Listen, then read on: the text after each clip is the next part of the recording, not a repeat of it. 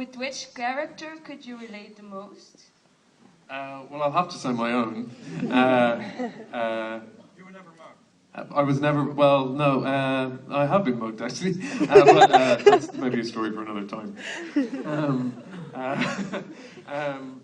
I don't know, I think that the thing that I really related to in the story was actually, I mean, obviously I was looking at the script and I related to my own character because that's what my job is, so it would be wrong of me to say that I related to, you know, Imelda's character. That'd be a bit weird. But I think the thing that I really related to more than anything, and I think I'm not alone in this, is that the idea of separatism and fear-mongering is something that I really detest as a human being. And the thing that I related to, if I related to anything, was the idea that actually sometimes the press can stir things up within people that actually aren't true, and that actually that the general public are much more accepting and much more intelligent than we're given credit for. So that's the thing that I related to the most in the movie. Makes me wonder, in the end you see the two sons of the character Maureen, you see them coming down, you see them arriving in London and being rather glad that they're on the Cape, right? Was that a storyline that was cut in the movie or something?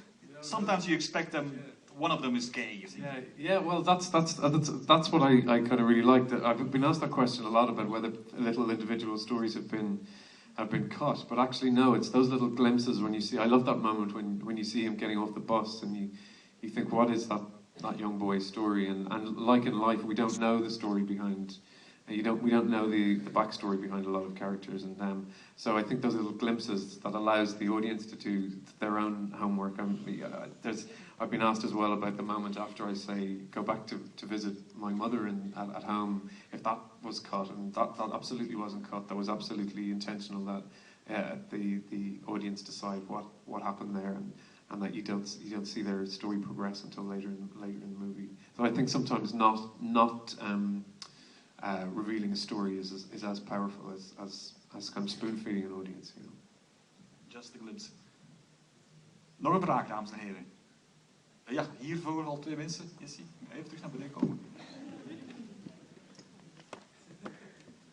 This is fitness for Jessie.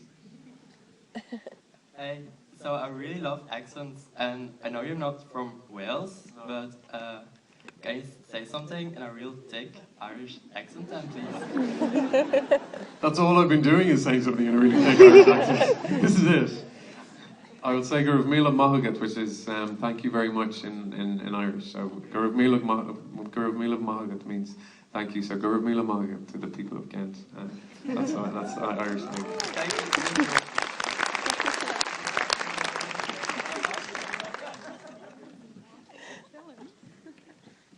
It's not really a question, but you told us you would hope that we would cry at the end, and now I really understand it.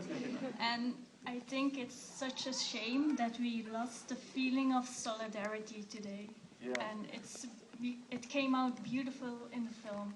Yeah, I think it's 30 years ago, and I think the gay rights, and which I always think is a human rights issue, but I think you know, it's thanks to, in part, to people like that gay people and are able to live in a world where there's more tolerance and solidarity now, and that's why it's an important story. And yeah, I think what's wonderful is the idea that people might be. I think we live in a world now where we are a little bit more apathetic politically, and we think we live in an age of Twitter and this is the generation that spawned the word selfie. You know, we're taking pictures of ourselves a little bit more than we used to, and maybe the idea of taking photographs of other people and looking towards other people is a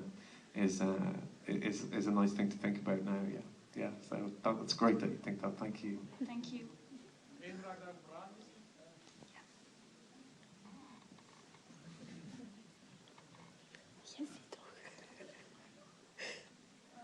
Actually, to follow up that other question about the character, is there any other character that you would have liked to play? Oh, that's a good question. Actually, no, not really in this one. I've played quite a lot of theatrical characters in the past couple of years, and that's great. I like to play the big sort of flamboyant characters, but actually, I think there's something very cinematic about the character of Gethin, because I think he doesn't speak a lot, but you have to read what's going on a little bit on his face, and that's a rather than based on what he says, and that to me is a lovely challenge, and sometimes I think those characters are very cinematic, and more so in fact than ones that are overly garrulous and verbose. So no, not really. I don't think. I would have liked to do a bit of a disco dance. Okay. Yeah. Are you a dancer? Could you have played Dominic West's part? Yeah, I like a bit of a dance. Yeah. I couldn't have played it as well as he can, but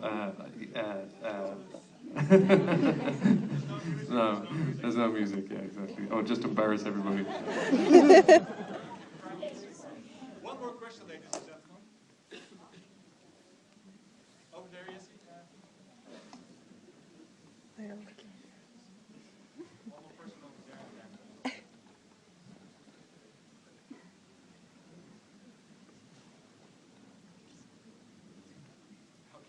Hi. Hi. First of all, I really want to say that I really enjoyed the movie. Really touching and very funny. So, thank you for being here. What I wanted to ask was, even though your part is, only one of the many parts of this movie, I feel like you've been put forward into the promotion of this film quite a bit. I don't know if that's true, but it's what I've noticed in the media. And I was wondering, do you think that maybe because of the cast, you are the one that is outspoken about your sexuality? You think that's important for the movie, that one of the cast comes forward about that? Do you know what? That's a very good question. I don't actually. I don't think that's. It's a difficult question for me to answer in a sense. But the really important thing was, I always remember on the very first read-through of our film, it was very moving.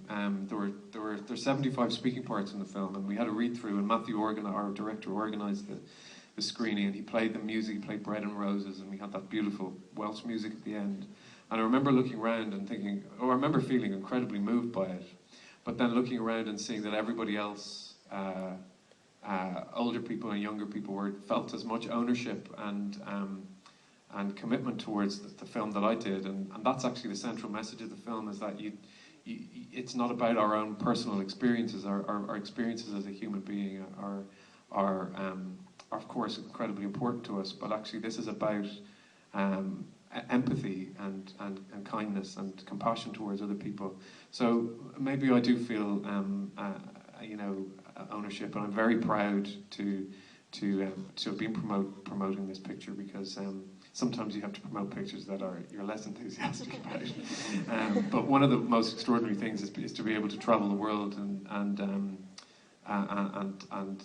talk to people. So it's really very touching to me that to come to Belgium and Ghent and see that the film affects people here. So thank you very much. It does mean an awful lot to me. Thank you. Thank you. Maybe one more question. What's up next for you? Well, I'm going to stop promoting Pride. I'm going to do a little bit of Shakespeare on the BBC, and I'm going to do. What role? It's in Henry V. Part. It's a part of a sequence of films called The King Dora. The War of the Roses. Yeah, exactly. And I'm going to do some filming next year, and I've got Frankenstein, which is a new 20th century Fox. With Daniel Radcliffe. With Daniel Radcliffe and James McAvoy. Yeah. You're going to promote that. I am. Sure I am. We hope to see you back here with us. Thank you. Thank you very much.